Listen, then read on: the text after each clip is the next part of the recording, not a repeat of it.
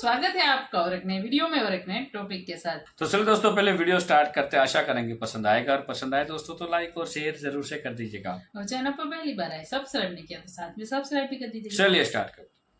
नरेंद्र मोदी का जो बयान है, इसकी वजह क्या समझते हैं, और क्या ये जो सोच है अब जिसका बड़ी खुल के उन्होंने इजहार किया, क्या समझते हैं कि बेहतरी की उम्मीद खत्म हो गई है? क्योंकि पाकिस्तान की चर्चा कर रहे थे, वहां के लोग के इंटरेस्टिंग वीडियोस मैंने देखे।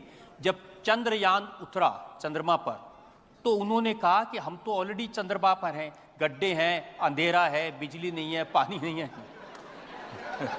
कि उनके लिए उनके झंडे पर चांद काफी है, लेकिन मुझे चांद पर अपना झंडा गाड़ना था, जो मैंने गाड़ दिया। ऐसा है, उनके लिए झंडे पर चांद है तो बहुत कुछ है। मेरे लिए चांद पे झंडा हो वो सब कुछ है। नरेंद्र मोदी ने ये जो इंटरव्यू दिया है, ये इलेक्शन कैंपेन के दौरान है। वहां पर कल हमारे वजीर आजम साहब गए तो उन्होंने कहा मैं कोई कटोरा लेके यहाँ पे नहीं आया यूएई के अंदर, अब हमने ये कटोरा लेके जाना बंद कर दिया है। आप मुझे ये बताएं कि कश्मीर में से क्या पैदा होता है, आप बताएं। कश्मीर में से पानी, देखिए पानी आता है तो बिजली, वो कहते हैं कि हमारे पानी से बिजली में। मतलब नरेंद्र मोदी साहब कह रहे हैं पाकिस्तान में बगैर वीजे के चला गया तो क्या हुआ, मेरा ही तो देश था किसी टाइम पर। इंडिया अब अमेरिका, इजराइल और यूएई के साथ मिलके $2 डॉलर्स के बातें कर रहा है। दफा भी उनकी गवर्नमेंट है तो हो सकता है कि वो इसी तरह बिना बताए अपना जहाज पाकिस्तान पे लैंड करवा दे। देखिए वो आपकी बात है ना, मोदी है तो मुमकिन है, तो हो सकता है कि ये चीजें। हम अपने दोस्त ममालिक, इस्लामी ममालिक जिन्हें हम कहते हैं, उनसे आज तक वो पेमेंट नहीं ले सके, वो पैसा नहीं ले सके जिनको देने की वो सलाहियत रखते हैं। इंडिया तो चाहता ही नहीं है कि पाकिस्तान सुरखरू हो। अच्छा, वो तो कोई ना कोई प्रोपेगेंडा हमारे लिए, हमारे खिलाफ करता ही रहता तो है। हम उसके प्रोपेगेंडा में ना आए, बात है। लेकिन ये जो कटोरा लेके जाना बंद करना है, ये हमने नहीं किया, ये अगले मुल्कों ने हमें मना किया हुआ है कि अब हमारे पास कोई इन्वेस्टमेंट के प्लान लेके आए मुल्क में जो ना इंतशार पैदा करें ताकि ये मुल्क अपने पाँव पे खड़ा ही ना हो, उसकी वजह से तो आज हमारा ये हाल है।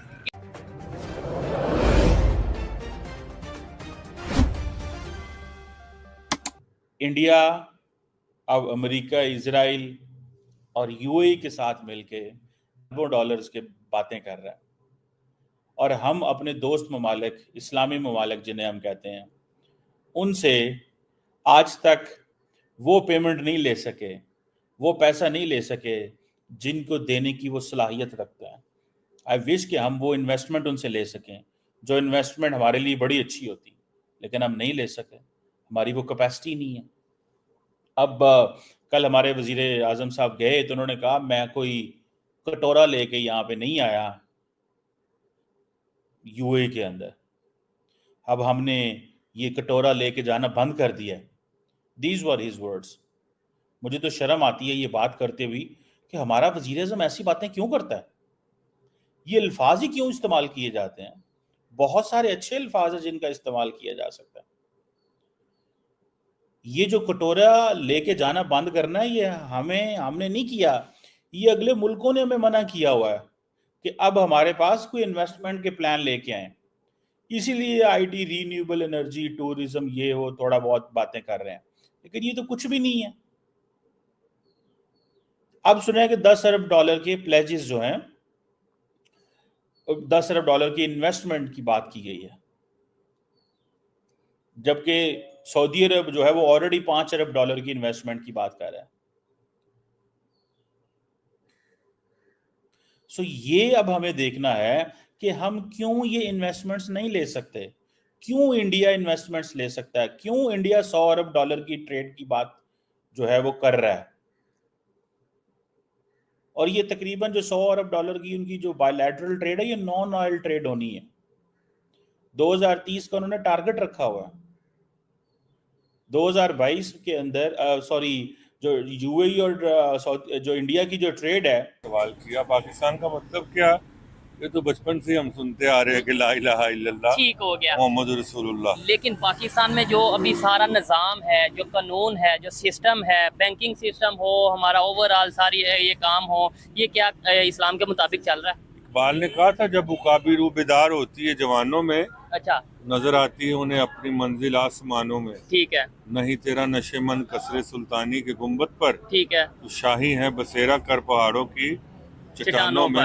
अल्लाह रब्बुल इज्जत का ये कानून नहीं है भाई। अच्छा, जब तक हम अपनी हालत को खुद तब्दील नहीं करेंगे, चेंज नहीं करेंगे, एफर्ट नहीं करेंगे, कभी भी इनकलाब बर्पा नहीं हो सकता।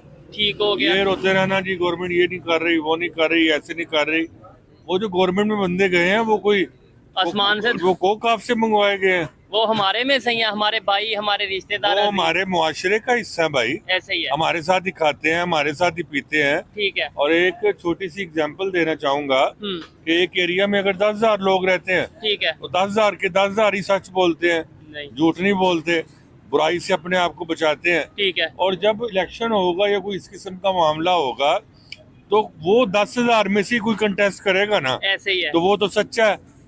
यानी इसका मतलब है जैसी अवाम वैसे हुक्मरान। हम खुद गंदे हैं, हम खुद अच्छे लोग नहीं हैं, हम खुद अपनी हालत बदलने के लिए तैयार नहीं है। कहा कि देखिए जब ये चंद्रयान की सिलसिला हुआ तो जब हमने अपना मिशन भेजा तो पाकिस्तान में लोग ये कहने लग पड़े कि हमारा तो जो मुल्क है वही चांद है, जगह जगह गड्ढे हैं, अंधेरा है, बिजली ना पानी, कुछ भी नहीं है, तो चांद जैसे ही है।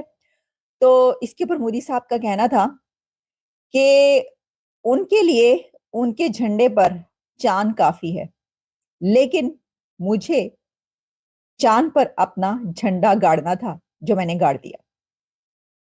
तो मैंने आपसे फिर सही बोला ना कि मोदी साहब को बड़े जबरदस्त तरीके से अच्छे से ट्रोल करना आता है। मैं आपको ये सुनवाई देती हूँ और इसके ऊपर बड़ी इंटरेस्टिंग बातचीत चल रही है। जाहिर है कि जब इस तरह की कोई वीडियोस आती हैं तो फिर उसके ऊपर सिलसिला शुरू हो जाता है, डिबेट शुरू हो जाती है। ये जनाब जरा आप सुनिएगा कि मोदी साहब ने क्या कुछ कहा है।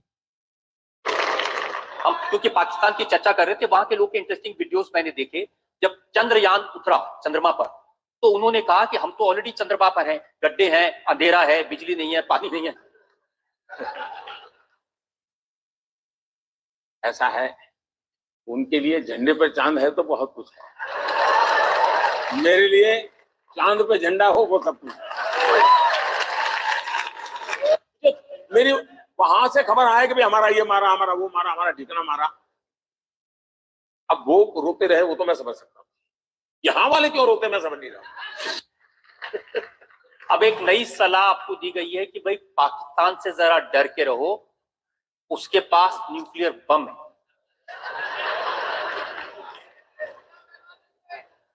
ऐसा है, वो ताकत को मैं खुद लाहौर जाकर के चेक करके आया। थैंक यू दोस्तों वीडियो को यहाँ तक देखने के लिए। बाकी दोस्तों वीडियो आपको कैसी लगी है कमेंट में लिखकर जरूर बता दीजिए। फिलहाल दोस्तों आपसे विदाई ले रहे, मिलेंगे और एक नई वीडियो में आपके साथ। टिल देन जय हिंद, जय भारत।